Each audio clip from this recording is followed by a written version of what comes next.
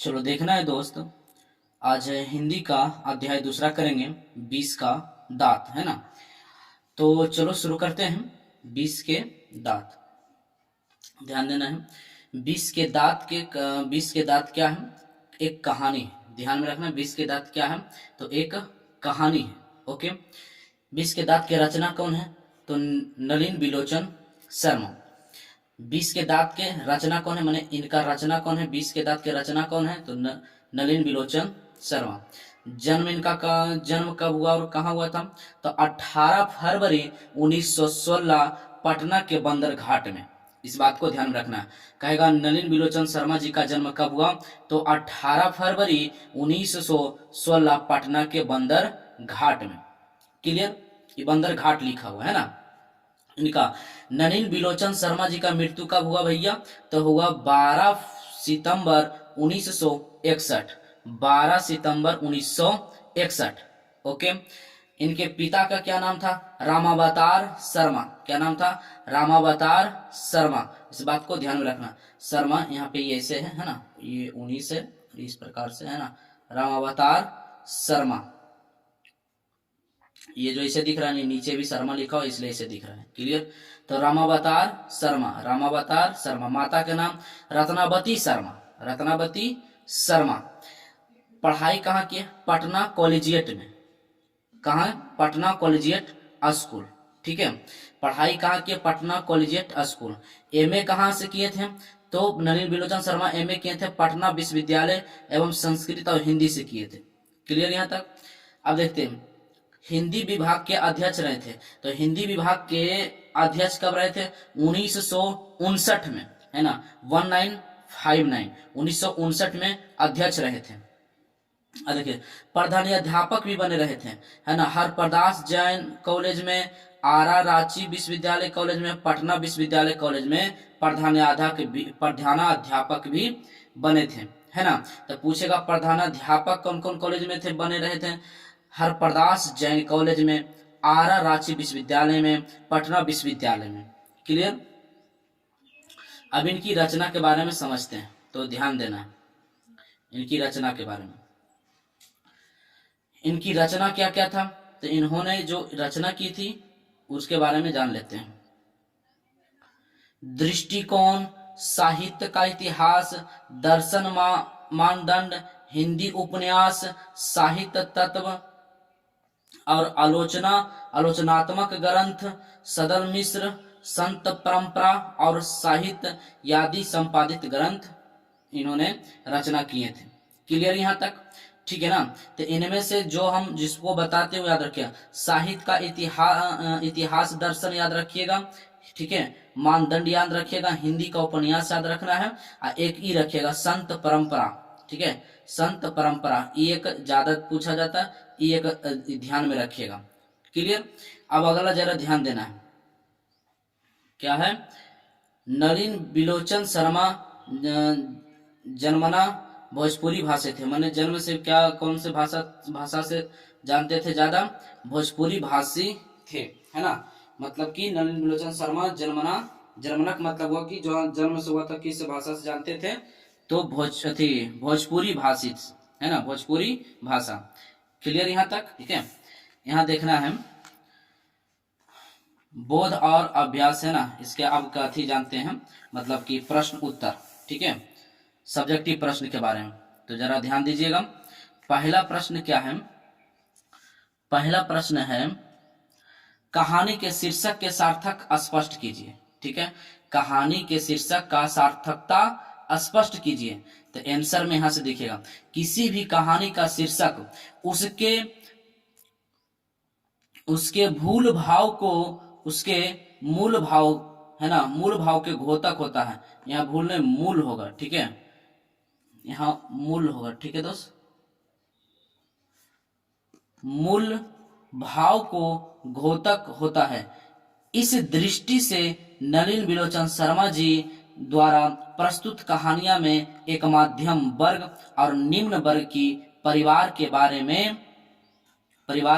में चर्चा किया गया, जिसमें सेन साहब तथा उसके पुत्र द्वारा किए जा रहे भेदभाव भेदभाव लिखा हुआ है, ठीक है, भेदभाव तथा दुर्व्यवहार के बारे में बताया गया है। लेकिन जब कासू अपने ताकत है, ठीक है, तब ताकत का प्रयोग मदन के सामने करता है, तब मदन कासू के 2 दांत तोड़कर बहादुरी का परिचय देता है। इसलिए हम कह सकते हैं कि प्रस्तुत कहानी का शीर्षक 20 के दांत सार्थक एवं उचित है। ठीक, अब प्रश्न संख्या 2 देख लेते हैं। प्रश्न संख्या 2 में क्या है? प्रश्न संख्या 2 में है, सेन साहब के परिवार में बच्चों के पालन पोषण में किए जा रहे लिंग आधारित भेदभाव का अपने शब्दों में वर्णन कीजिए। चलो तो भैया वर्णन कर लेते हैं। आंसर में देखिएगा, सेन साहब के परिवार में बच्चों के पालन पोषण में लिंग पर आधारित भेदभाव किए जा रहे थे। सेन साहब ध्यान देना है, सेन साहब का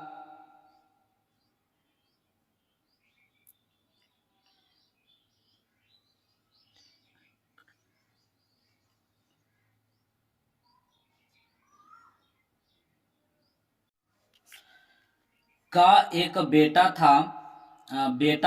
तथा 5 लड़कियां थी, है ना। बेटे के लिए अलग नियम था तथा बेटियों के लिए अलग नियम था। कासू एकलौता होने के कारण अपने माता पिता का आंखों का तारा था। कासू अपनी मर्जी से कुछ भी कर सकता था। वह कभी कभी अपनी बहन तथा नौकरों पर हाथ उठा दिया करता था। ठीक है, तीसरा प्रश्न को देखते हैं। तीसरा प्रश्न क्या है? खोखा किन मामलों में अपवाद था? खोखा जीवन के प्रत्येक मामलों में अपवाद था, क्योंकि खोखा का जन्म उस समय में होता है जब सेन दंपत्ति ना उम्मीद लगाकर बैठे होते हैं। खोखा का जन्म होते ही सेन दंपत्ति लिंग भेदभाव करना शुरू कर दिए और खोखा के कारण ही गिरधरलाल को नौकरी से हटाया जाता है। इसलिए हम कह सकते हैं खोखा प्रत्येक मामलों में अपवाद था। इसका चौथा प्रश्न क्या भैया, देख लेते हैं। सेन दंपत्ति खोखा में कौन सी संभावनाएं देखते थे और उन संभावनाओं के लिए उन्होंने कैसी शिक्षा तय की थी? आंसर में क्या है? सेन दंपत्ति खोखा में इंजीनियर बनने की संभावनाएं देखते थे और उन संभावनाओं को पूरा करने के लिए सेन दंपत्ति बचपन से ही खोखा का खुद से शिक्षा व्यवस्था शुरू कर दिया था।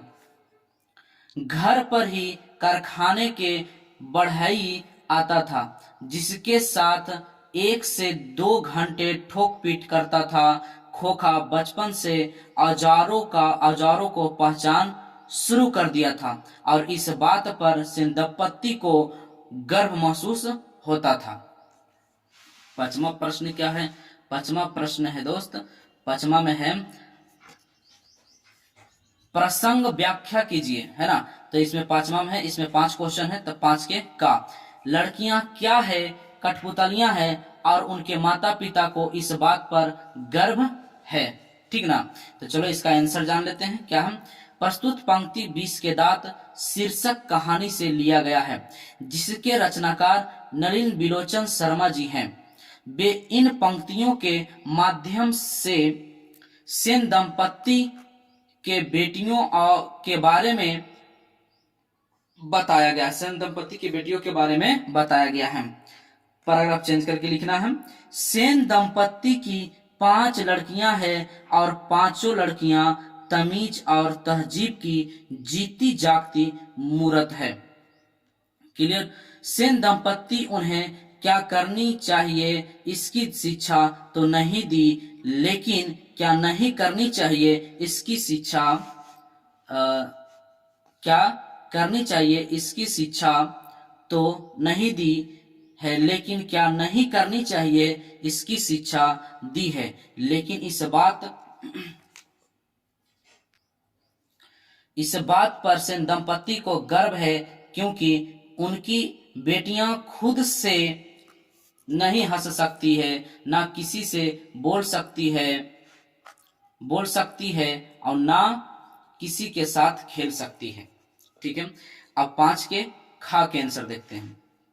खोखा के दुर्लित स्वभाव के अनुसार ही सेना ने सिद्धांतों को भी बदल लिया था। आंसर इसका जान लेते हैं भाई, क्यों बदल लिया था। तो यहां पर हो जाता है, प्रस्तुत पंक्ति नलिन बिलोचन शर्मा जी द्वारा रचित 20 के दांत शीर्षक कहानी से ली गई। वे इन पंक्तियों के माध्यम से सेन साहब के सिद्धांतों के बारे में बताएं। पैराग्राफ चेंज करके, सेन साहब को जब 5 लड़कियां थी तब सेन साहब अपने नियमों के अनुसार चलते थे तथा अपने नियम में कोई बदलाव नहीं करते थे। लेकिन जैसे ही कासू का जन्म होता है, सेन साहब अपने सिद्धांतों में बदलाव करना शुरू कर देते हैं। क्लियर। अब 5 के गा देख लेते हैं। इसका क्वेश्चन है, ऐसे ही लड़के आगे चलकर गुंडे, चोर और डाकू बनते हैं। आंसर, प्रस्तुत पंक्ति 20 के दांत शीर्षक कहानी से ली गई है, जिसके रचनाकार नलिन बिलोचन शर्मा जी हैं। वह इन पंक्तियों के माध्यम से सेन साहब के विचारों के बारे में बताएं। जब गिरधरलाल अपने बेटे मदन की पिटाई करता है तो सेन दंपति खुश होते हैं और सेन साहब कहते हैं कि मदन अपने माँ के लाड प्यार के कारण ही बिगड़ चुका है। अगर गिरधर ऐसे ही कड़ाई करता रहे तो मदन सुधर जाएगा, नहीं तो ऐसे ही लड़के आगे चलकर गुंडे, चोर और डाकू बनते हैं। ठीक है दोस्त, अब इसका अगला प्रश्न देखते हैं।